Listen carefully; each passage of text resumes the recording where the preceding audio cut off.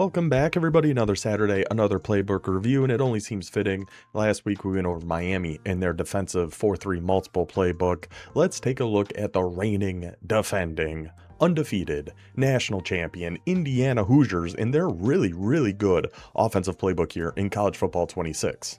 And as happy as I might be that Indiana won that title game, I'm more happy that it was a very good game. I was very impressed by Miami. There were multiple times it felt like where Indiana was going to really break that one free and just start running away with it like they did every step of the way to that title game. But the Hurricanes kept battling back. They kept making plays and they kept it interesting. It was a very fun game, but there can only be one national champion, and that is your Hoosiers. So first, in that Miami video, we did air a little bit of a gripe we have with EA when it comes to updating the rosters, not giving them any abilities. Indiana brings up another gripe I have with EA, specifically when it comes to Road to the College Football Playoff. It's great they're going through, updating rosters, boosting overalls, doing all of those things. But if we just head into a season here with Indiana, 92 overall, 98 offense, 96 defense. First of all, how do those two combine to be a 92 overall? I don't know. But the real big issue here is, how is Indiana a tier 3 team still? Them and Miami are the two highest overall teams in the game at 92 overall, which makes sense, but again, it doesn't really, because how is Indiana 98, 96, and 92 overall? And then we go look at Miami, 96, 92, 92 overall. But that's really not the main point here. The main point is how Indiana is a tier 3 team. Let's just look through tier 1 really quick. We got Alabama 89, Clemson 88, 89, 85, 89, 90, 89, 85, 89. You see the kind of range we're looking at here in tier 1. These have not changed throughout the year. From when the game first came out, these have not changed at all. Even in tier 2, 85, 92 Miami, 85, 86, 86. There's a few standouts there like Texas A&M at 89, but even in tier 2, Miami stands out. Now, how about a 92 overall team in tier 3? Because there is one thing I want to give EA credit for here too, is when you do go to match up and you actually set your search settings, it works so much better than it did last year. Like if we actually search for a tier 3 with Arizona, it is going to find us a tier 3 with Arizona. They might not be in the same division we are, but it will be a tier 3 team. Versus College Football 25, who the heck knows? You could have faced off against anybody in the game, even if you did your search just by tier. So hats off to EA, round of applause. That works great. I love that, especially even in the playoffs. You can't search by tier, but I don't think we've ever had a playoff matchup where we had like a tier 5 going against like a tier 2 or anything like that. But anyway, that's why I feel like it's important to actually update these tiers. We can't have Indiana in the same tiers as all of these guys. We're going to see a lot of 80, 85, a couple 86s. I think there's some high 70s in here as well. But these all being in the same tier makes sense so far, right? And then here's Indiana at 92 overall, 98 offense, 96 defense. Right next to Iowa, 85 overall, 83 offense, 84 defense, which is kind of crazy too, by the way. Iowa only having an 84 defense. Whatever. But as we continue to go through tier 3, we're seeing almost everybody is between 80 to 86. We have a couple standouts, one being Indiana, one being Missouri, who ended up with an 88 overall. I do love Ahmed Hardy. I do like the Missouri team.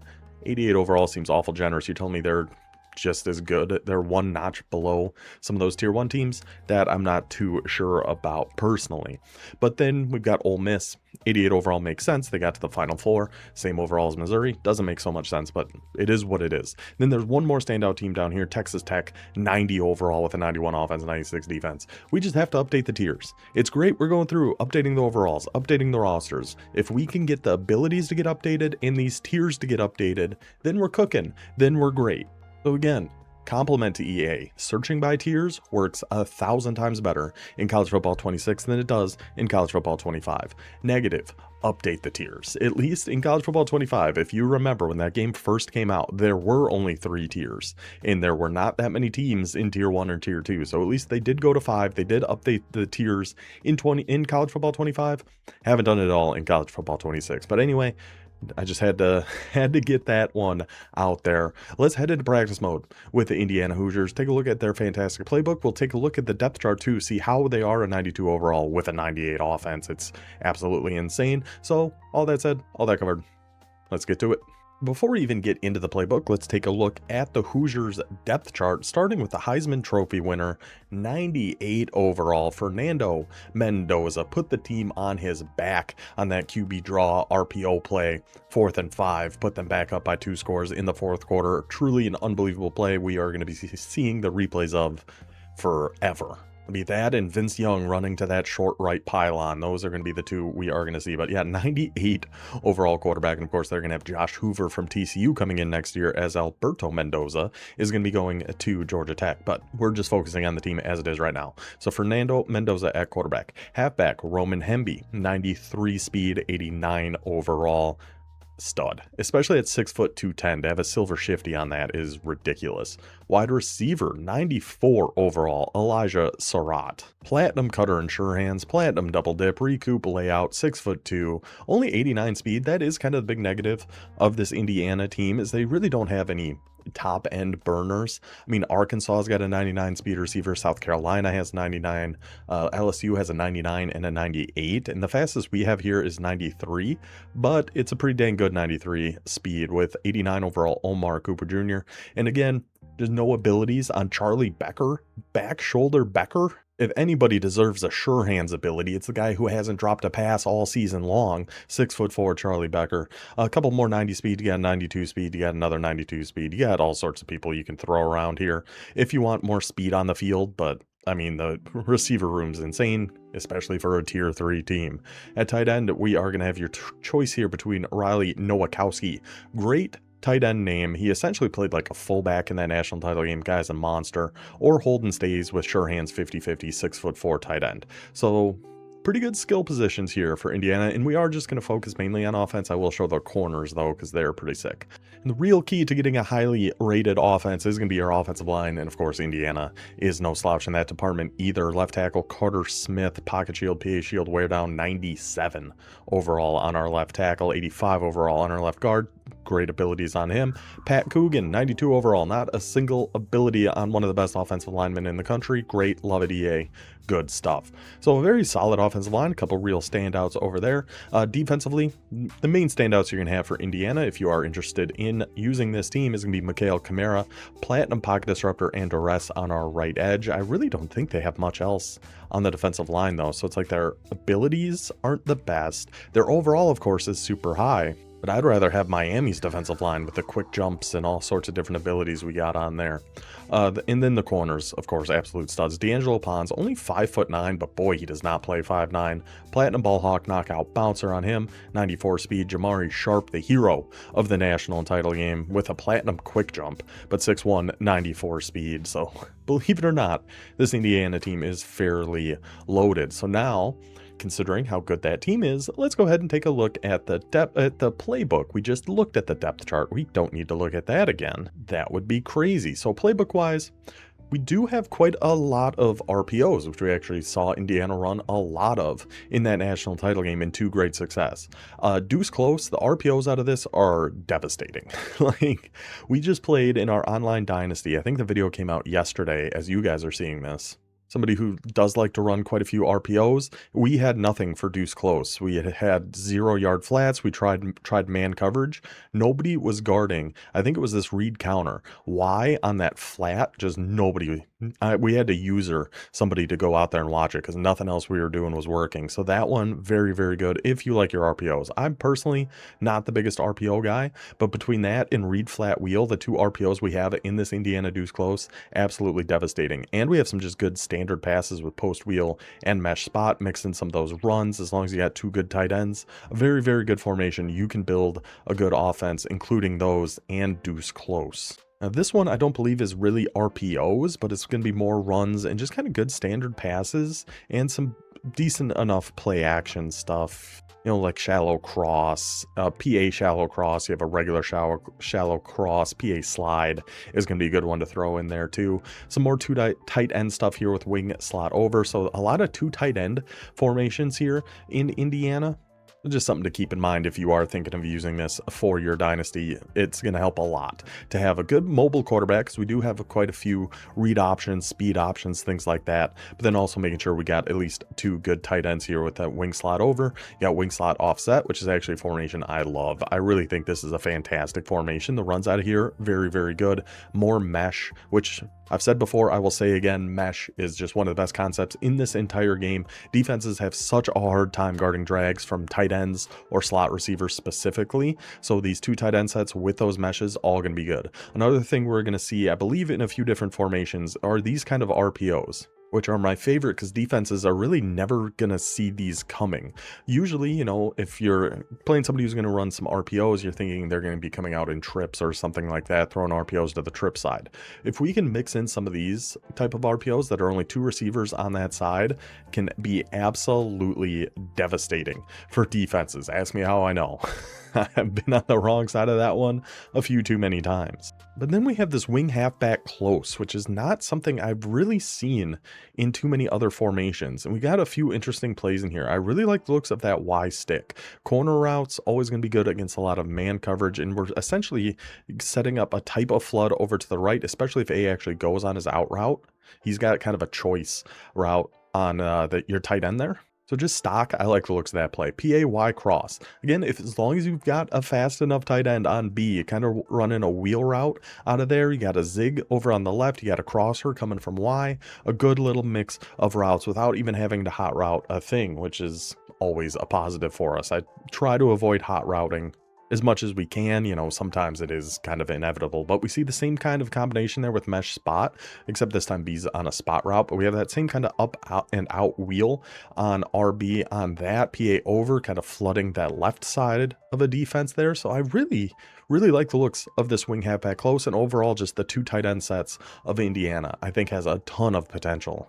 Like, I truly believe you could base an offense just out of these 2 tight end things that Indiana has. I don't think you have to get out of those to really run too much of a successful offense, but we certainly can. It wouldn't be much of a video if we just ended it after our 2 tight end stuff. What else Indiana has that I personally love, I think they're very good in this game, are doubles formations. Against the certain types of defenses, I'm a big fan of doubles. The only thing I don't love it against is match. I feel like match does a decent enough job against these formations. Against just about anything else, give me all the doubles you can. That's why I liked Arkansas so much. That's why I like this Indiana one so much too. With like X-Dagger, and we see that same type of RPO we saw in wing halfback close with the going to the weak side essentially. Technically it's not because your halfback's over there, but going away from your tight end side, which is always a good thing to just throw in there from time to time. Pivot in seams, anything with a built-in return route, always going to be very good too. Got some just good standard runs with an inside zone. You get a read option in here. So again, good tight end, fast quarterback. You'll be in good shape with his Indiana playbook. So to doubles Y off, where again we see that same kind of RPO. That one is fully to the weak side. The halfbacks to the right, the tight ends on the right, RPO going to the left. Good way to catch some people off guard. Crossers, great against some drop zone coverage. The only thing you might want to do there is put, so let's actually run a couple plays here just to test some things out. So if we go to crossers and we just put them in a drop, like something like a Tampa 2, I want to see how those outside blue zones are actually going to play, like the cloud flats on this. I think these are going to be deep enough to get over the top of the blue zones, but we just want to buy time in C. See, no, they don't really, because there's nothing else threatening underneath. That's kind of why I do think we need to put our halfback out on something to try to keep a cloud flat down. Because the play as is, it's just there's nothing underneath that, so we can take the halfback there. And then eventually he kind of has to bite down. He's kind of stuck in the middle there between staying back on that crosser or staying down on the halfback. So I like the looks of that. I mean, you could even throw him out like on a corner if you really wanted something to keep that cloud flat a little bit more distracted. And we'll see if that crosser, maybe it just runs a little too close. See, then that opens up perfectly and you can hit Omar Cooper Jr. right there. So I like the idea of crossers. We just do have to throw. And then how about if we throw him on something over here? Does that open up our tight end over on the left side? So he's going to take a while to get out there.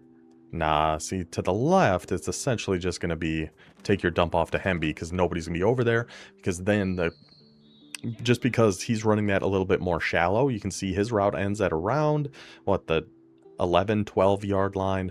Cooper's goes down to just about the 5.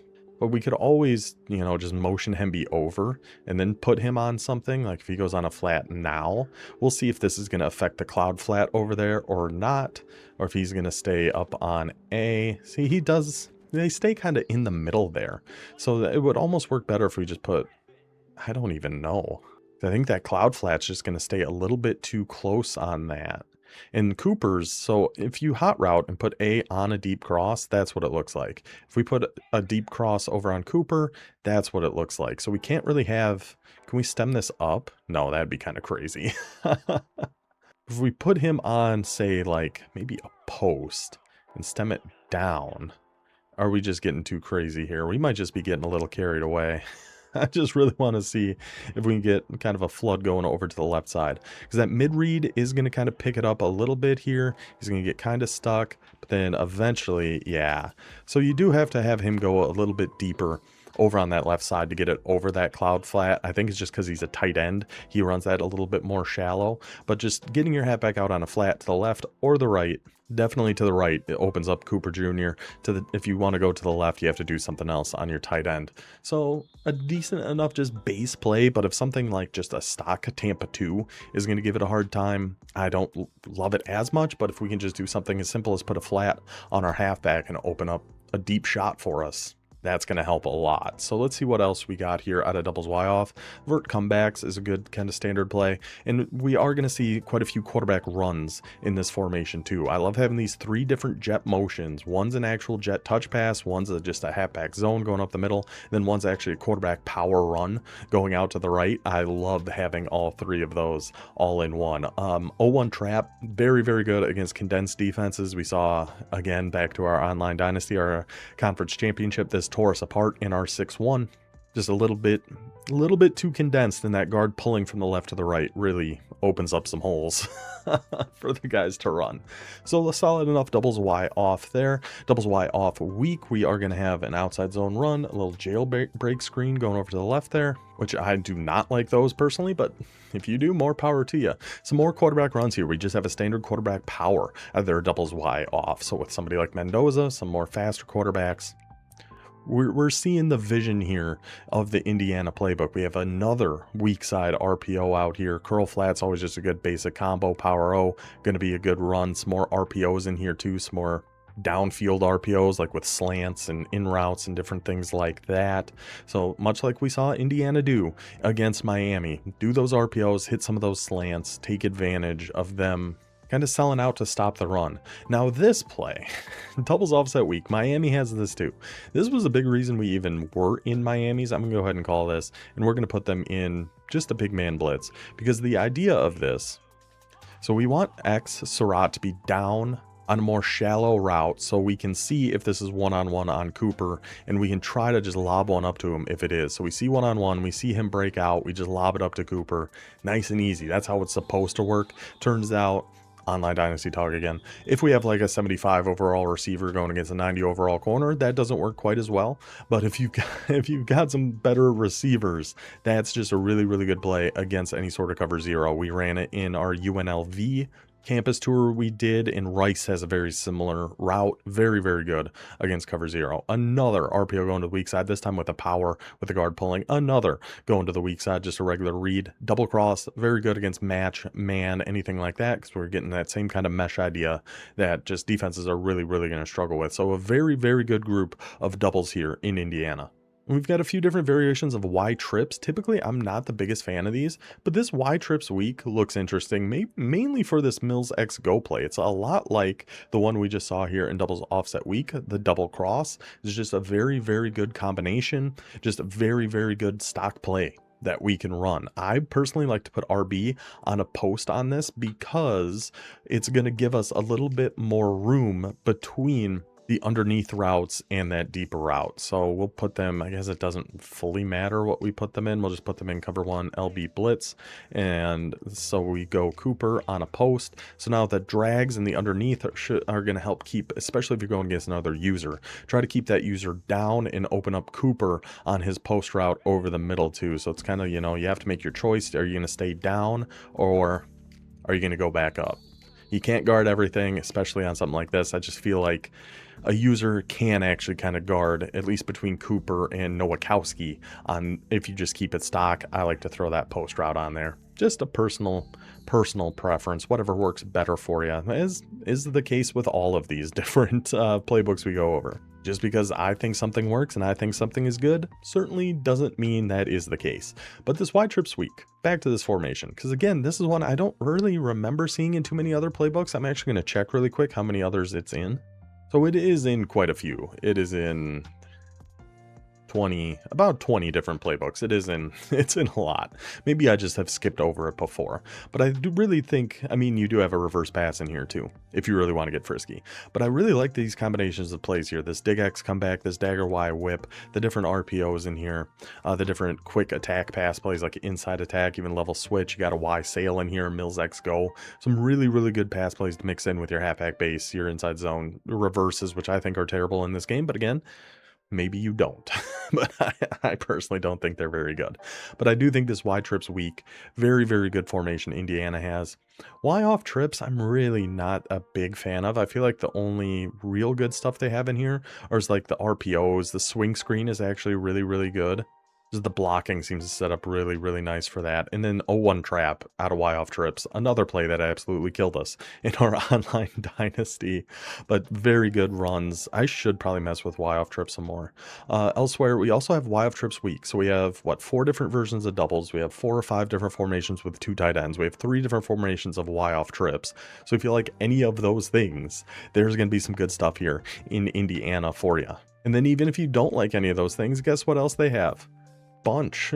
You can never go too terribly wrong with a good old bunch formation. Typically, I'm only really the biggest fan of bunch strong offset. I don't love these other bunches, but this one looks pretty nice. I love the look of that mesh spot play. Deep attack, maybe throw a different hot route on A. Bunch trail, flood is always going to be a good go-to for you. Bench pivot for some quick underneath throws that we can go to. PA post, cross, I think thrown way back when he played college ultimate team. I want to say he used Charlotte's playbook because they have something similar to this cross play in bunch. Again, we're just setting up that high-low with a quick drag coming from your point receiver. Already that's going to be very difficult for defenses to cover. Then behind them is going to be kind of that deeper cross B is on with X on the solo side pushing everybody deep. Is going to give a lot of zone coverages a very, very difficult time. Trips Y over, I'm not a huge fan of this one, honestly. Just any of these, any formation where there's an ineligible receiver, like our tight end is on this, I just automatically don't love. The RPOs out of here can be really good. The RPO read bubble, very solid. Some of the runs out of here can be good. But if we're in a formation with an ineligible receiver, typically I'm writing that one off pretty quick. Maybe I shouldn't, but I do.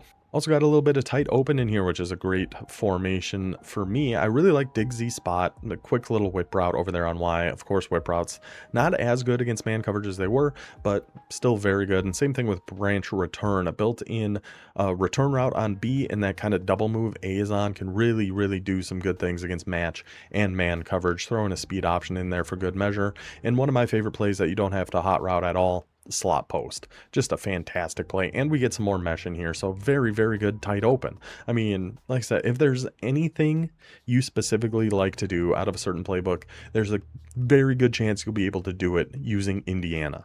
There's just such a wide variety between the 2 tight end sets, with some of these trip sets, with bunch, with doubles, with tight open. Like however you want to play, you can do it with Indiana, and that's always what makes these playbooks good to me. Like that's why I like Ohio State and Notre Dame and all Michigan, that if we want to run the ball, you 100% can. If you want to spread and air the ball out, you 100% can. If you want to do a little bit of both, you can. Just because somebody sees you're in the Indiana playbook, they don't know what style of offense they're going to get. If you're going against somebody with a weaker defensive line and really good secondary, we can pound the rock here. We'll get in our 2 tight end set. We'll get in deuce close, some of the wing slot stuff, and just run the ball at you. We can get into some strong wing if we really want to. If you have a good defensive line and okay corners, all right, let's get into some of our trips. Let's get into some bunch. Let's get into some tight open and try to take advantage of that. It's those kind of things that I like so much in a playbook. Those are the kind of things I like so much about the Indiana Hoosiers and this offense. Plus, the depth chart is just absolutely insane. That'll be a wrap on our little Indiana playbook overview here. Some really good stuff. Really impressed. I think a lot of people pick them in Road to the College Football Playoff just because they see the 92 overall, but just looking at this playbook is enough reason for me to give them a try. So I'm sure at some point in here we did our campus tour with Indiana already. That was some time ago. They were definitely not a 92 overall back then, but we made some things work with this team. So I hope you guys enjoyed our little overview of the Indiana playbook here. I will be back next Saturday with another playbook for us to look at. And of course, in between, we are finishing up our campus tour series. Only got about 15 or so left by the time you guys are seeing this. So we're getting there. We're getting there. But yeah, hope you guys enjoyed this one. I will see you guys next time. Until then, take it easy.